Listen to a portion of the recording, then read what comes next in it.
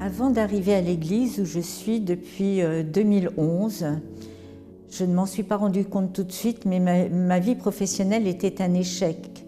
J'avais très bien travaillé pendant pratiquement 35 ans et les 6 ou 7 dernières années, c'était vraiment rien n'allait. Toutes les fois où j'entreprenais quelque chose, je signais les contrats et à la dernière minute, il y avait quelque chose qui n'allait pas. Par ailleurs, j'ai été confrontée en 2011 à un grave problème de santé, je pourrais dire 2 graves problèmes de santé. Ce qui se passait à cette époque-là, à ce moment-là, c'était que j'avais fait 2 AVC sur le mois de juin et le mois d'août 2011. Comme beaucoup de personnes de ma famille sont parties du même problème, nous avons tous la même malformation cardiaque, beaucoup de personnes de ma famille étaient décédées. J'ai appris que une personne de ma famille m'avait marabouté. Une personne très proche qui avait décidé que je ne passerais pas, et qui s'en était vanté, que je ne passerais pas le mois de septembre. Je n'ai pas fait attention, on était au mois de juillet, j'ai vraiment pas fait attention, mais à partir de ce moment-là, bizarrement, les médicaments que je prenais pour la fluidité de mon sang, ce qui est une obligation dans le cadre de la malformation que j'avais, se sont mis à ne plus agir. Subitement, c'était trop élevé, ensuite ça ne l'était plus assez, j'étais en prise de sang tous les jours. Et alors qu'il n'y avait pas eu de séquelles à proprement parler sur le premier AVC, sauf ces problèmes de médicaments qui n'agissaient plus, là, je ne pouvais plus marcher. Il me fallait quelqu'un, je ne pouvais plus marcher toute seule, c'était impossible. Au mois d'août, j'ai fait un 2e AVC. Là, j'étais dans un hôpital à Dieppe. Pareil, personne ne s'est occupé de moi.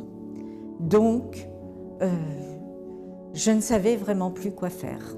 Et c'est à ce moment-là qu'une de mes amies m'a dit « Je vais t'emmener quelque part où tu vas être sauvée parce que ce qui t'arrive, tu le sais bien, n'est pas normal. » Donc, je suis venue à l'église avec elle. Je n'étais pas disposée du tout à venir à l'église parce que c'était quelque chose de très différent de l'église dans laquelle je me trouvais à ce moment-là.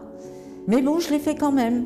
Et puis en repartant, mon amie m'a crié du bout de l'église, elle était à la sortie, moi j'étais à la sortie plutôt, et elle était encore près de l'autel, et elle m'a crié « Tu n'oublies rien ?» Alors j'ai dit « Non, j'oublie rien ». Et donc elle me dit « Je te ferai remarquer que tu marches toute seule, tu n'as plus besoin de moi, tu peux y aller, continue ». Et j'étais totalement sauvée de ce problème grave, puisque je ne pouvais plus être seule dans la vie. Alors, bien entendu, j'ai assisté, comme l'avait suggéré le pasteur, j'ai assisté tous les mardis aux réunions de prière pour la santé, tous les vendredis aux réunions de la délivrance. Et j'avais toujours sur moi cette épée de Damoclès de cette personne qui m'avait dit « Septembre, elle sera morte, hein, vous pouvez lui dire ». Et nous étions en septembre. J'ai été donc totalement délivrée de ce maraboutage. J'avais l'esprit tranquille. J'étais en bonne santé, je n'étais dépendante de personne. Alors, bien entendu, j'ai continué à aller à toutes les réunions de prière. J'ai continué à aller à la réunion du mardi, du lundi, du vendredi et du dimanche. Et c'est ce qui m'a fait tourner vers Dieu en direct. Parce qu'en fait, je ne savais même pas qu'on pouvait s'adresser à lui directement. J'avoue que pour moi, c'est une renaissance en fait. C'est une renaissance, c'est une prise de conscience de l'Esprit Saint. Je me demandais toujours ce qu'était l'Esprit Saint dans la Trinité. Maintenant, je le sais. Et j'ai vraiment redécouvert la foi. Et je demande toujours le discernement pour essayer de l'avoir encore plus chaque jour, voilà, et savoir comment agir et faire agir ma foi.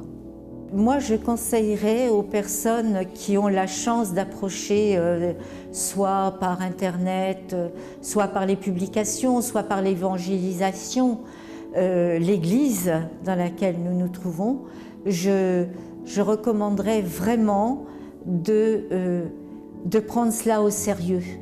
Parce que je pense que je ne l'aurais peut-être pas pris au sérieux, même il y a 5 ans ou 6 ans. Mais moi, je recommande de le prendre au sérieux parce que, comme je dis quelquefois, on n'a rien à perdre, on a tout à gagner d'aller vers une voie de Dieu. Après, on se rend compte que c'est la voie de Dieu, que c'est le chemin. Donc, on n'a rien à perdre, on a tout à gagner. Il faut regarder ça avec l'intelligence du cœur d'abord, et puis les nécessités dans lesquelles on se trouve.